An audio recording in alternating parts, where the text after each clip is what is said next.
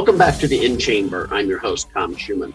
Many of you have had previous interactions with today's guest.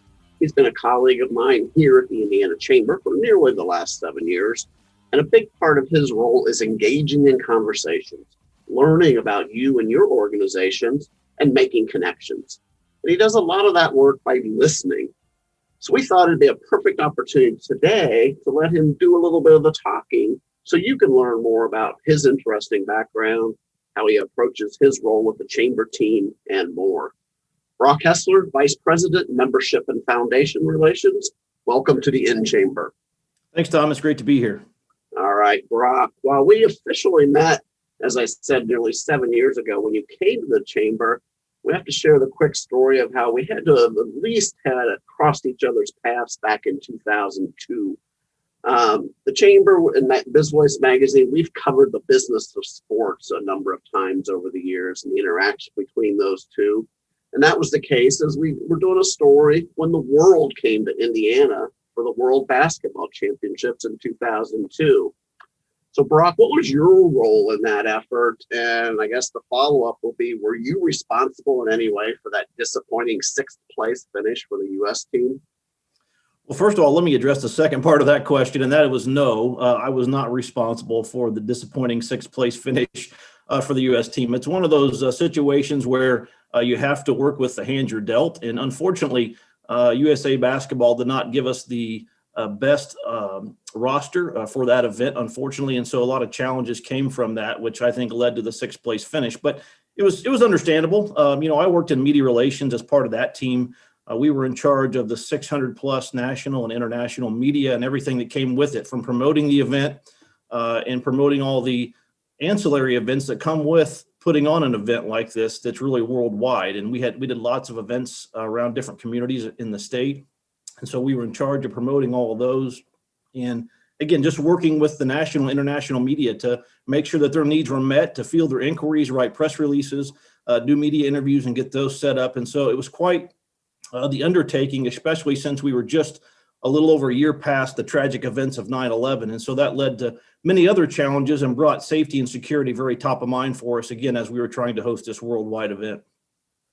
Brock, I think that's one of the overlooked events. However, when we talk about Indiana's rich sports history, and that probably has to do more with that U.S. finish there.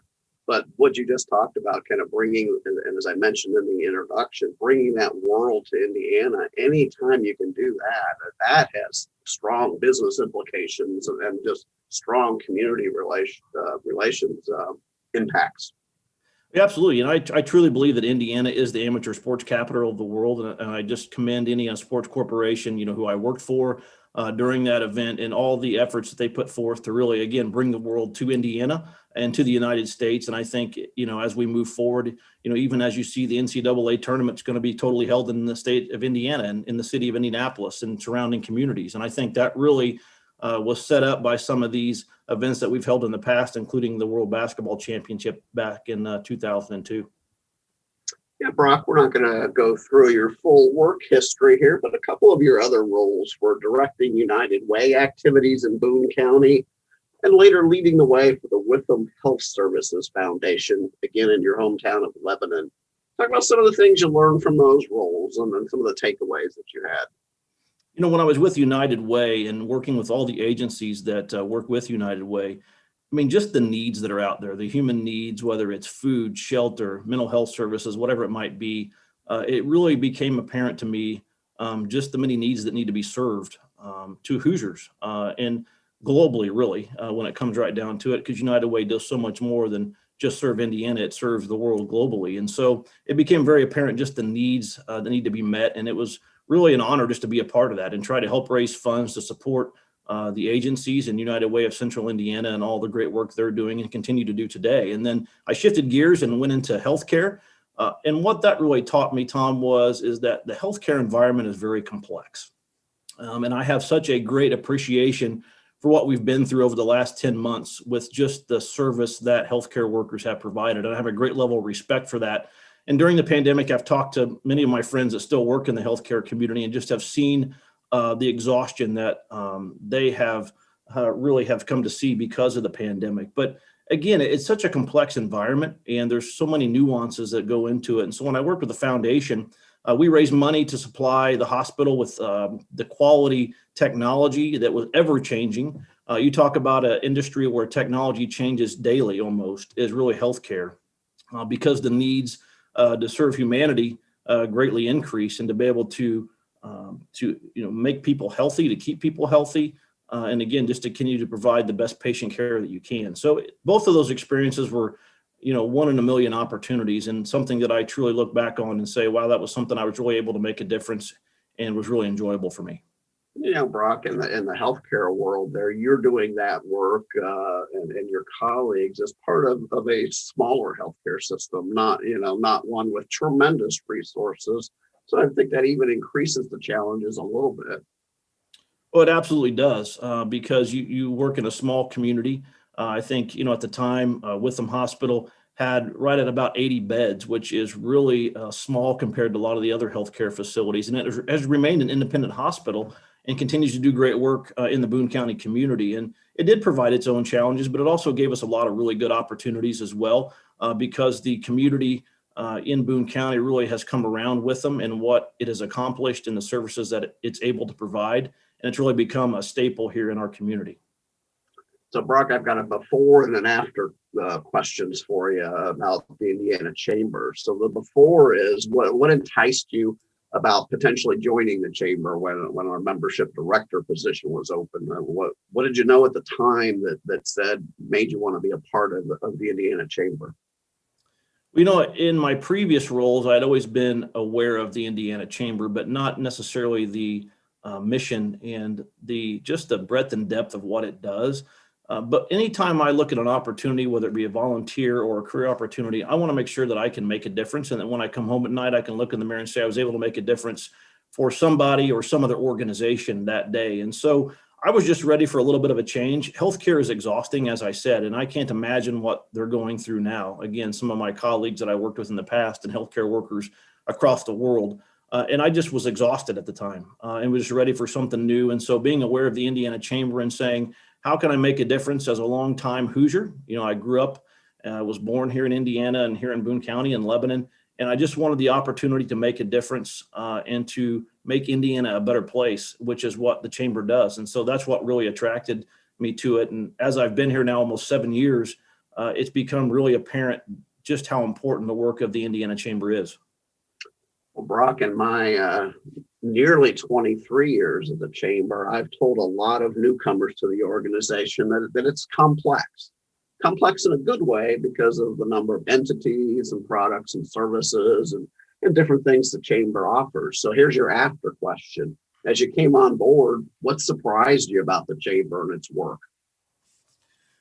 I think what surprised me was just, again, the reach that the Indiana Chamber has and just how deep it goes into many aspects of the business community.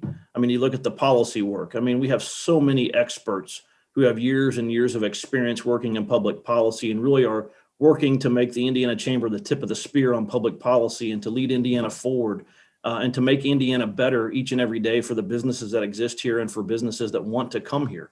And I think that was really just surprising because, as you know, Tom, oftentimes until you get within an organization, it's really hard to understand the commitment that the staff and the volunteers have to the mission of serving not only the local communities, but the statewide community. And that really just became apparent to me, now that I've been with the chamber 7 years. And I learn something new every day on this job. There is not one day that I don't have a new experience or that I learn a new piece of information. And I learn it from my colleagues and from the volunteers who give their time to the chamber. And it really is just a pleasure to serve this organization.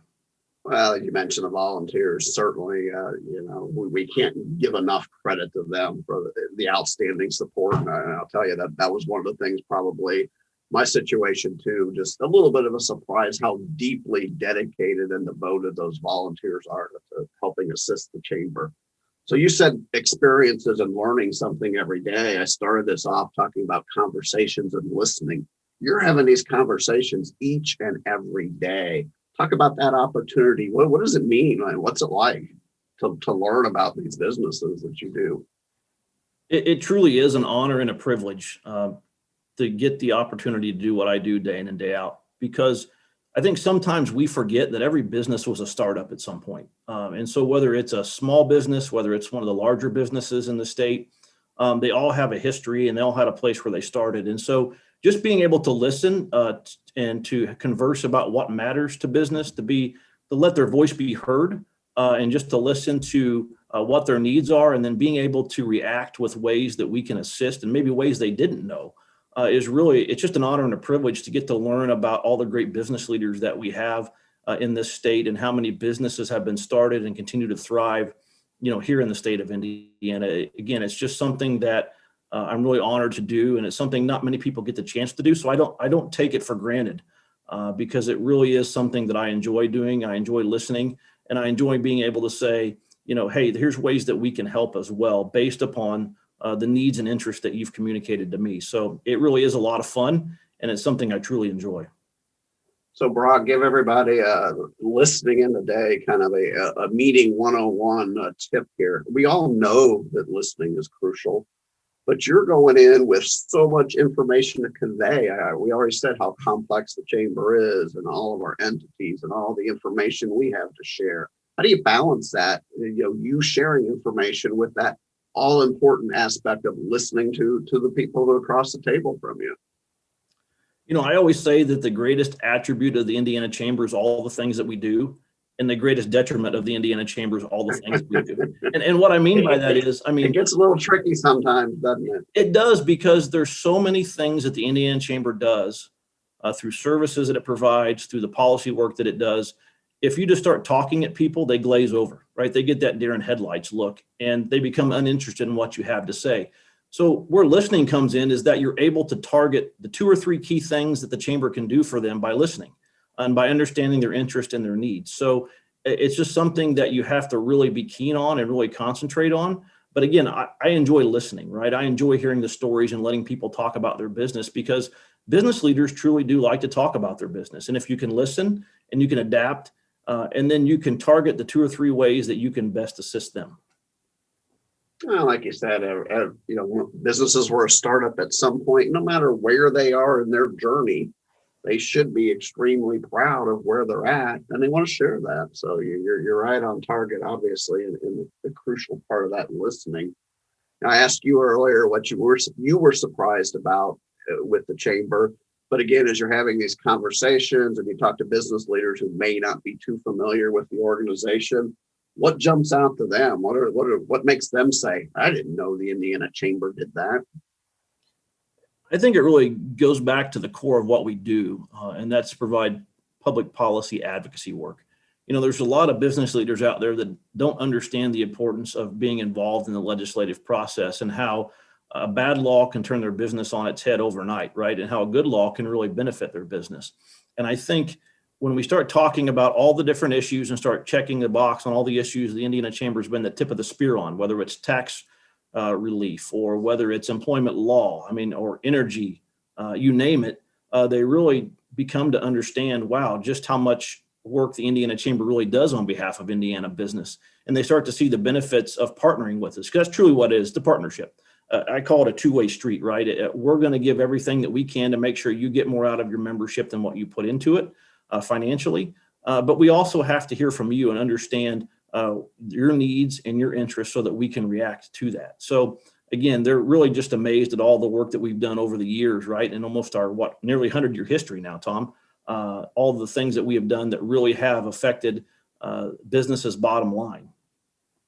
You mentioned the phrase tip of the spear a couple of times, and that does come up often in policy discussions. I was having this conversation with someone on our policy team today. They might be saying, we wish we weren't the tip of the spear maybe a few times, but that's what comes with the territory. That's what we signed up for. At the end of the day, that's what we're here to do, is to kind of be that shield for business and to take on the tough issues, and to kind of be there to shield them and to protect them and to protect the free enterprise system. Well, Brock, in addition to the day-to-day work, let's talk a little bit about the Chamber Foundation. You added some additional responsibilities in the last couple of years, working to secure investments for some of the foundation initiatives. So first, give listeners a quick little overview of some of the work the foundation is doing. The foundation is really doing some critical work around studying key issues within the state of Indiana. We just recently completed an energy study looking at energy costs, but looking at sustainability and reliability. In the past, the foundation has done studies on water resources, on entrepreneurship, on education. I mean, you name the topic, the foundation has pretty much done a study on it and provided key data that then really educates and informs our policy decisions and our policy agenda. And we also house Indiana Vision 2025, which is our long-range economic prosperity plan for the state of Indiana. That was something that was started with back in 2010 and has continued on with now the latest iteration, which is Vision 2025. And really, that's our guiding star, again, for the goals and objectives that we need to accomplish as a state to make Indiana the best place to work and live. And we're going to continue to focus on that and to, again, be kind of the guiding star and key informer and think tank for how we secure Indiana's future. Yeah, you mentioned the water study. I mean, I'll add just a little bit on that. That came out just about the time you joined the chamber, if I recall correctly. And it's just been crucial in legislation each and every year since. And it really points to the long-term value of the foundation, providing that credible information on a topic that is so important to business, providing those long-term water resources, both quantity and quality. You talked about Indiana Vision 2025, and as you mentioned, it's been about a 15-year journey with that economic development plan, which was preceded by Economic Vision 2010. But with Indiana Vision 2025, there's an Accelerate That initiative tied to the COVID-19 pandemic. That's part of a really timely work that you and others are doing. Talk about that and then what the foundation is trying to do to help Indiana move forward with this Accelerate plan. Well, I think we can all agree that the last 10 months have been challenging. This pandemic has affected people both professionally and personally in so many different ways. And I think one of the things that's become apparent to me is that Indiana was in a great place pre-pandemic. We were climbing up the statistical charts on best places to live, best places to work. You look at all the metrics, and we were quickly rising up those metrics, whether it be within the United States or even the Midwest. And I think what the pandemic has brought to light is that we can't go back to where we were pre-pandemic. We have to find ways to move forward and get Indiana in even a better place. And Tom, I truly believe that Indiana is one of the best positioned states as we emerge from this pandemic. Hopefully sooner than later. This thing won't let go of its hold on us for sure. But somebody has to lead the charge, and the Indiana Chamber is going to lead that charge in looking at how we need to adjust what we are doing moving forward so that we can continually get better and we can move forward faster. And so we're going to continue to look at Vision 2025 and kind of revise it with a task force group that's going to help us do that, of business leaders from around the state. But then we're also going to look at what's the next iteration of Vision 2025 look like, because we can't just focus on what's in front of us. And our policy leaders are going to depend on this information that we're going to provide and the education we're going to do through numerous studies, surveys, policies, and several other opportunities that we have in front of us to really guide Indiana's future. And as I said before, it's up to the business community. Government has its place, but we can't count on government moving forward. The business community has to really come together and rise up to take Indiana from this point forward, and again, to secure our economic future. Well, as our boss, Mr. Brenniger, likes to say, that legislators come and go and administrations come and go, but the Indiana Chamber and the business community are here for the long term. So you're absolutely right. The business has to take the lead in these things. You talked about 2020. Let's go back and what we've experienced over the past year. Let's go back to your membership role for a minute. Your team, the membership team, certainly had to change and adjust as the economy went on a roller coaster ride over that time period. How did you approach last year once the pandemic hit and reaching out to our members? Well, that's a great question. And first of all, I have to give all the credit to the membership team within the Indiana Chamber and also the rest of my colleagues, right? I think the Indiana Chamber as a whole really stepped up because we knew that business was going to need reliable and accurate information as we entered into this pandemic, and still need this information currently. And that's why we continue to provide the Road to Recovery resource page and offer many other opportunities through webinars and the such. But I think what we recognized right away is, and it goes back to your earlier question, it was time to listen. And so the best thing that we ever did was just start getting on the phones and trying to contact every single member that we have and just say, how are you doing? What can we do for you? And just to let them know that we're there to help, and let them that we're there to be a resource, because we launched a coronavirus resource page within hours after things really went south. And it was just an opportunity for us to listen and to even just let people know that we're there to help, and we want to help, and we want them to keep in touch with us so that we can kind of monitor the situation and how the business community is doing. Yeah, it's interesting, Brock, because certainly while, as you talked about healthcare earlier, and certainly there's urgency there, and we're not involved in that day-to-day life and death situation as healthcare, but you could almost see and hear some of the desperation from business owners as they were seeking, what do I do next? They put all their time, their energy, their money into their company. And there was a sense of desperation of where can I get some assistance to just not only survive, but hopefully thrive once again. In one conversation that sticks out with a small business owner, and I had reached out to them because, we had our government affairs team, we had our membership team, we had just about everybody reaching out to our members just to check in. It was kind of all hands on deck.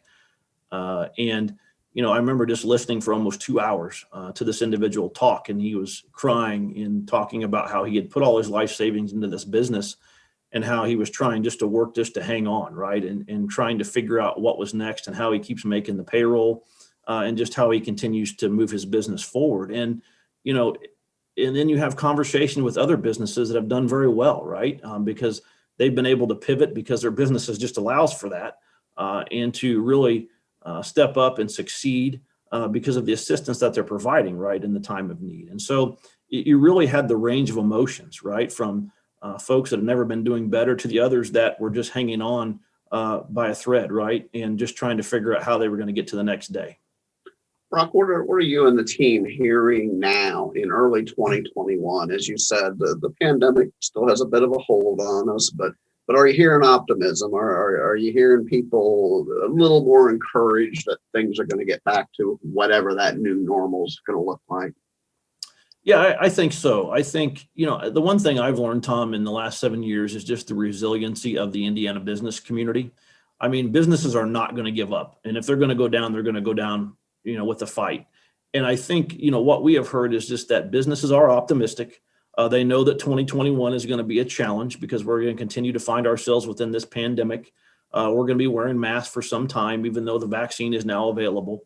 But they are optimistic because they also believe what I alluded to earlier, and that is they feel like Indiana, because of the work that's been done in the past, that bodes well for the future, and that we are set up well to succeed, whether it's through people attraction or business growth. They just see the great opportunity that we have ahead of us, and they want to be a part of that. Well, Brock, you mentioned, as you said, you grew up in Indiana. I did also, spent most of my life here. Hoosiers, we're a little conservative, we're a little stubborn in a good way, hardworking. So all those things apply. We've mentioned Lebanon and Boone County a few times. Those locations are really one of Indiana's business success stories. Talk about what brings business and people to the far northwest corner of central Indiana and in your hometown area. I really think, Tom, it's just the quality of place that's been a focus of Boone County. I've had the pleasure of serving on the Boone County Economic Development Corporation board now for almost 12 years and spent the last 3 years as the board president. And it really gave me an opportunity to really dig in and to really see what makes Boone County great. And I think it's the quality of place. It's the amenities that we have. It's a great place to raise a family. I remember after I graduated from Butler, I was thinking to myself, I can't wait to get out of Indiana, but I am sure glad I never left because I still think Indiana is one of the best states, if not the best state in the country. And I just have appreciated the ability to raise my family here. And so I think just that sense of community. I mean, Lebanon, Zionsville, Whitestown, Advance, Jamestown, they're all small communities, but they all work together very well. And I think that's what makes Boone County attractive to businesses and from economic development perspective. And it's great because, I can drive 40 minutes and be in Lafayette, or I can drive 35, 40 minutes south and be in Indianapolis and have everything that I could ever want at my fingertips. But I get to go back home to that small community where everybody knows everybody. And you just kind of get that quiet sense of peace. And you mentioned Whitestown, the fastest growing community in Indiana for the last several years. Yeah, it's really come on strong, and they have great leadership there in Whitestown, and I've seen that firsthand and had the chance to work with them through the EDC. But it's all about having a good plan in place, and I think Boone County overall has had a really good plan in place for what it wants to be when it grows up, so to speak. I mean, it's really helped really determine what it wants its identity to be, and I think that's what's led to a lot of the success. So Brock, you mentioned Butler. I know you're a proud supporter of your alma mater, its basketball program, amongst other initiatives. So my one sentence analysis of the Bulldogs for this year: young team, struggling a little bit, but already starting to turn it around and great potential for the next couple of years. You can talk about that if you'd like, but I'll also ask you, what are some other things you like to do when you're not working? Well, first of all, I just want to say go Dogs. I have to get that in there, There you go. because I am very fond of my alma mater, Butler University. I follow their basketball program and a lot of the other things they have going on as well. It's not just focused on basketball, but, until recently had season basketball tickets, and my dad and my son used to go to every home game and have so many memories that I can look back on, the Hinkle magic that they call it. But it's really been fun. It's a great school. It's provided me the opportunities to be where I'm at today. And outside of following Butler, I love to play golf. I love to fish. One of my favorite fishing spots is in the Gulf of Mexico off the coast of Florida, around the Fort Myers area. On the water is where I find myself to be at most peace, and it's where I enjoy really being, and also just enjoy spending time with my family. I'm very blessed that all my family, my parents, my in-laws, my sister, and my my wife's siblings all live here close by. We're a very close family, and so just enjoy spending time, although that time has not been as frequent as I would have liked, given the pandemic and social distancing and everything that's come with that. And it's been tough. Well, let's go back to basketball for a minute. We have to, as basketball fans, and so many Hoosiers are. How cool is it going to be that hopefully they play an NCAA tournament game at noon or 2 o'clock in the afternoon, and the lights are coming in through the roof at Hinkle for Hinkle Fieldhouse to be hosting NCAA tournament games? It's probably something that I never would have imagined, but I know I'm biased, but Hinkle Fieldhouse truly is one of the greatest basketball cathedrals, I think, in the country. I mean, you can name many others, but I still think, again, we talk about, Tom, at 2 o'clock in the afternoon with the sun beaming through the windows onto the floor. I mean, there really is nothing like it. And I saw Jim Nance even posted that, calling a game in Hinkle Fieldhouse is one of his dreams. And I sure hope that they give him that opportunity because, and I hope, whatever fans are able to attend, if any at all, I hope some folks, this could be a lifetime experience for them to witness Hinkle Fieldhouse and even the players, right? Because it truly is something when you walk out onto the floor, you just kind of look up and say, wow. And it takes you back to the movie Hoosiers, right? And how Hinkle was a part of that great movie. So I think it's going to be great. And I can't wait to see the reactions of those who may have never been there and see what their reaction is to being inside that great facility. Well, two quick things. I heard Jim Nance say exactly that a few months ago. He was part of the Indiana Sports Corp event where they were honoring him with an award, and he said that about Hinkle. Second would be a few years ago when Butler actually beat Villanova back-to-back years when Villanova was number one. Happened to be at one of those games. Talked to some Villanova fans after the game. They were number one, just got beat. And they came in from Philadelphia, and these fans said, oh, it was a great night. We just wanted to come and be at Hinkle. Even though they just lost, the first thing in their mind was, wow, we just had a great time here at Hinkle Fieldhouse. Yeah, it really is a great place. And, I think it's someplace everybody should get to some point if they haven't, if they live within the state, make the trip down to Indianapolis and just check it out because, there truly is something special. And if walls could only talk, right, back in the Tony Hinkle days, the stories it could tell for sure. So maybe we'll come back and do a whole episode on Hinkle and Butler at some later point. But as we wrap up here, Brock, I'm going to ask you the same question everybody in season 4 gets here. As you think about your work, as you think about whether it's from a personal perspective at the end of the day, what makes a great day for Brock Hesler? Well, I think it's pretty easy for me. I alluded to it earlier, and that's just being able to come home at night and look myself in the mirror and say, look, I made a difference today. Whether it was with somebody individually or whether it was helping out a business. I think if at the end of the day, it's been a good day if I can say I truly was able to help somebody or someone. Well, Brock, I'm confident you've had a lot of great days because I've been able to witness some of the outstanding work you and your entire membership team do. And not only bringing members on board, but continuing to serve them and meet their needs and do whatever is necessary to assist them. So thanks so much for joining us. We truly appreciate it. Well, thanks again, Tom, for having me. It's been great. And I just want to say thank you to everybody that supports the Indiana Chamber mission. It really does mean the world to us, and we're here to help, and that's what we want to do. So come and talk to us. We'd love to help you and to help you understand more about what we do.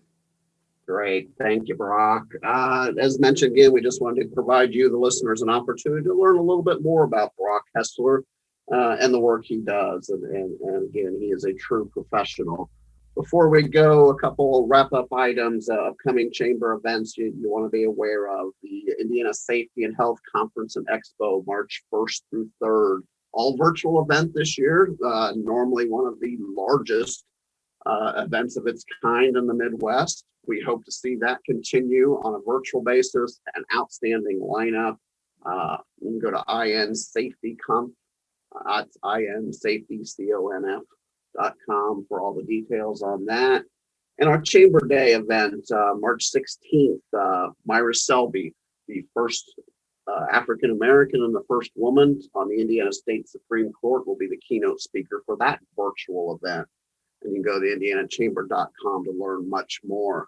We thank you, as always, for listening to the In Chamber. We'll be back with our next episode in 2 weeks.